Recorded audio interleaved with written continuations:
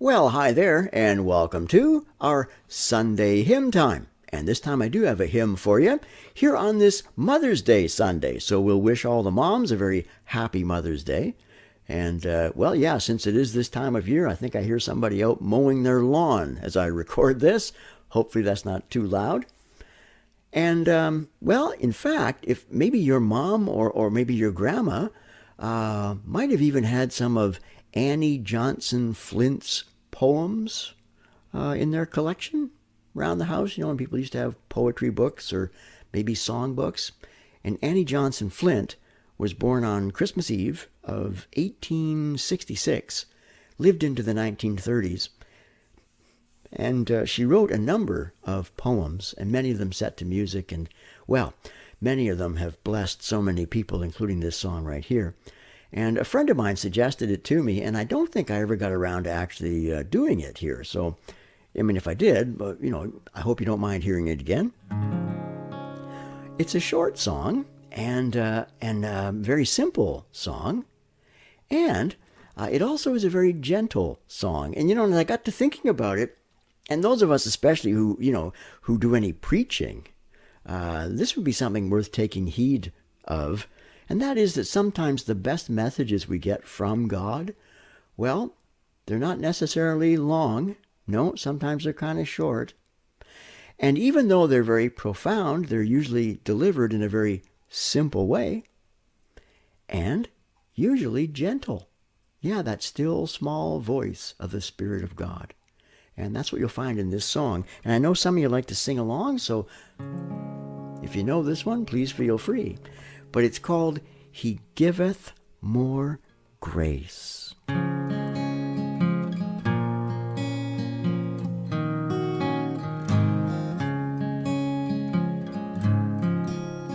He giveth more grace when the burdens grow greater.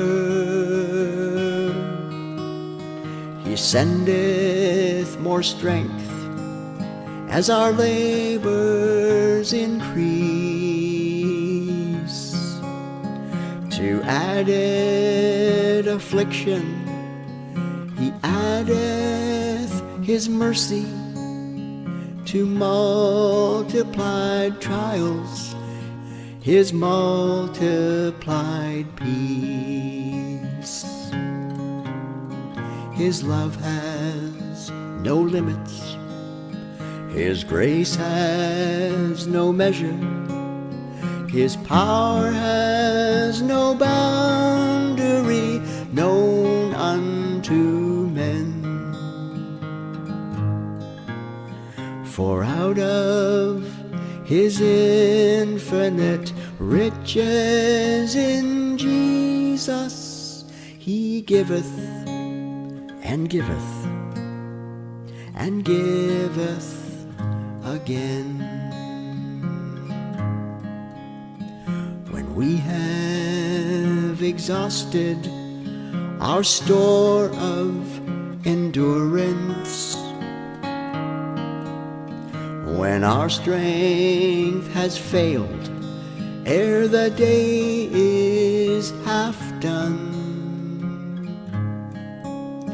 when we reach the end of our hoarded resources, our Father's full giving, it's only begun.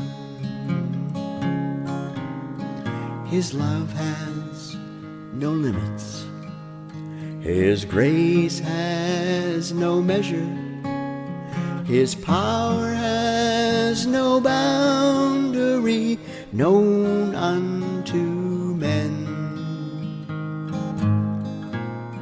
For out of His infinite riches in Jesus, He giveth and giveth and giveth again. For out of His infinite riches in Jesus, He giveth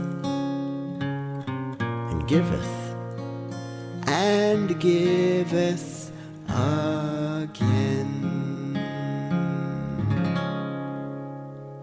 He giveth more grace. Actually, I think it comes from Alcoholics Anonymous. The definition of the word grace. Yeah, unmerited favor. That's a good definition too. Something we don't deserve, and we get it from God. By grace are you saved, through faith, right? Not by works. It's a gift of God. And I found probably one of the strangest passages in the Bible.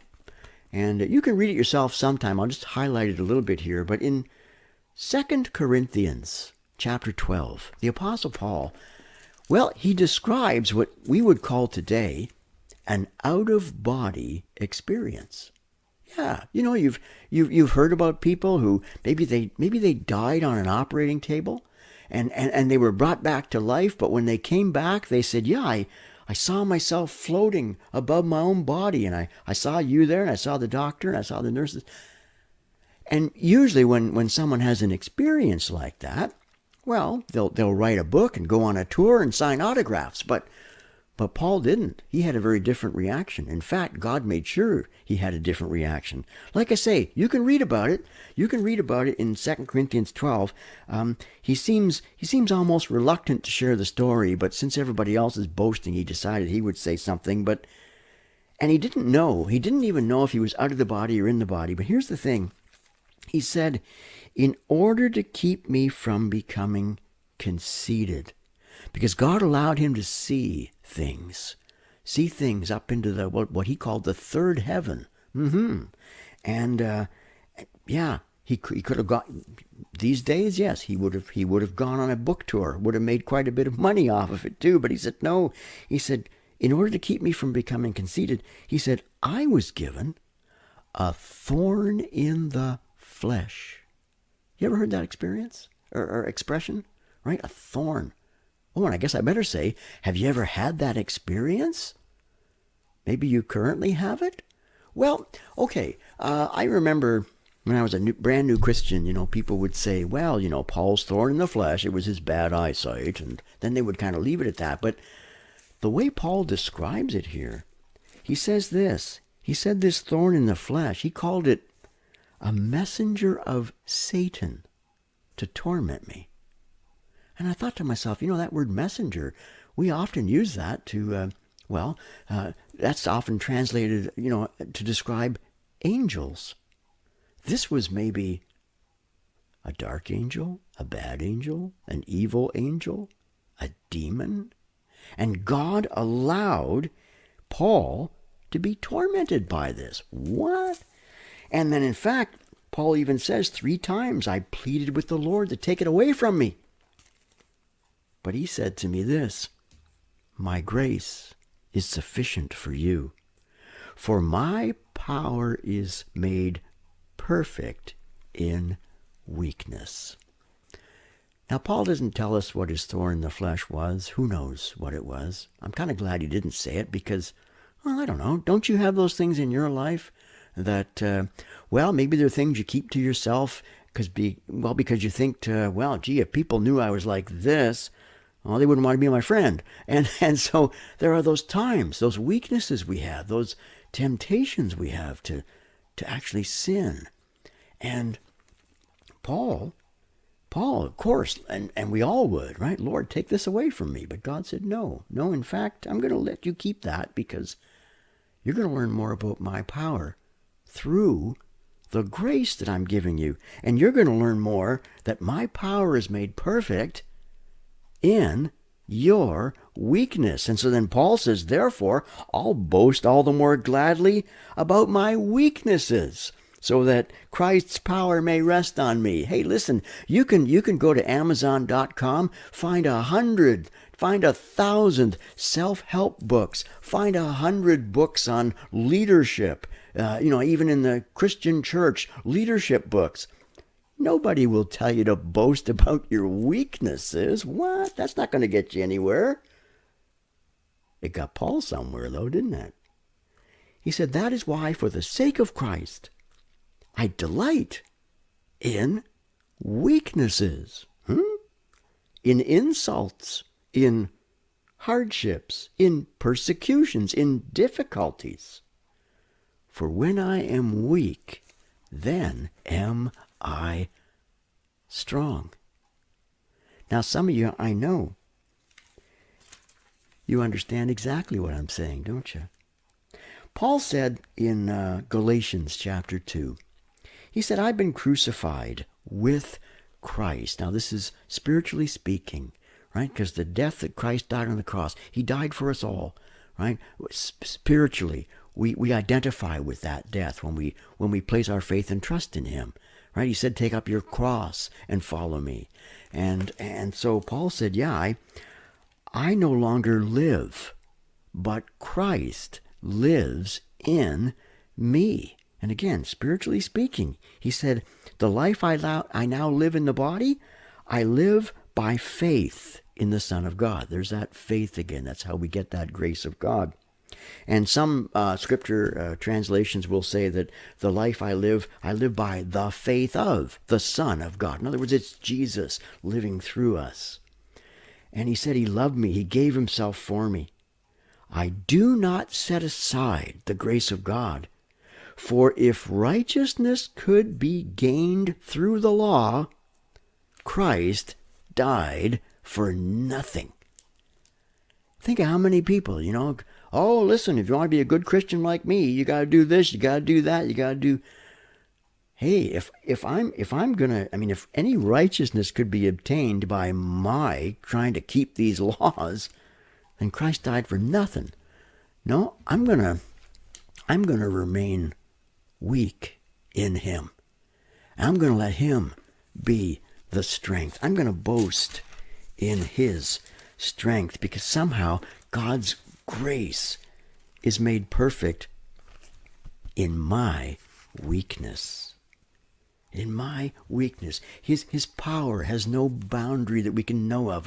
And interesting, that song, I was thinking of that one line. It said, when our strength has failed, ere the day is half done. And when you go to work tomorrow, you think, man, by the time noon hour arrives, I'm played right out here. I got to have another coffee, maybe a chocolate bar, just to get myself going for the afternoon. No, when we reach the end of our hoarded resources, all these things that we're so proud of in our own flesh and strength, then our Father's full giving, it's only just begun. It's only just begun.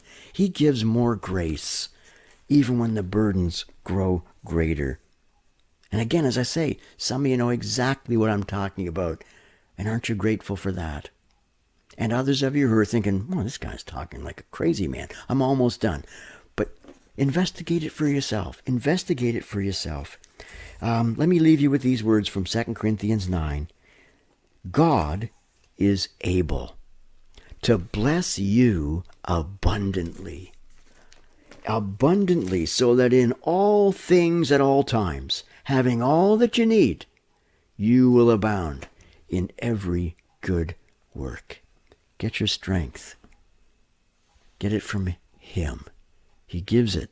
He gives more grace. He gives and gives and giveth again. I hope that encouraged you here today. May God richly bless you.